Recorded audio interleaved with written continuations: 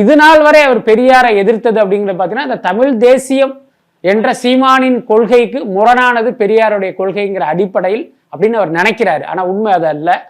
அந்த அடிப்படையில் அவர் பெரியாரை எதிர்த்துக்கிட்டு வந்தார். ஆனால் இன்றைக்கு பெரியாரை எதிர்க்கிற சீமானுடைய மொழி பார்த்தீங்கன்னா ரொம்ப கேவலமாகவும் ஆபாசமாகவும் அருவருப்பாகவும் இருக்கு. நான் ஏன் இதை அடுக்குமொழியில் சொல்றேன் அப்படின்னா அதுக்கு ஒரு காரணம் இருக்கு. பெரியார் குறித்து சீமான் பேசிய ஒரு ஆடியோ பதிவு என்னுடைய கவனத்துக்கு வந்தது.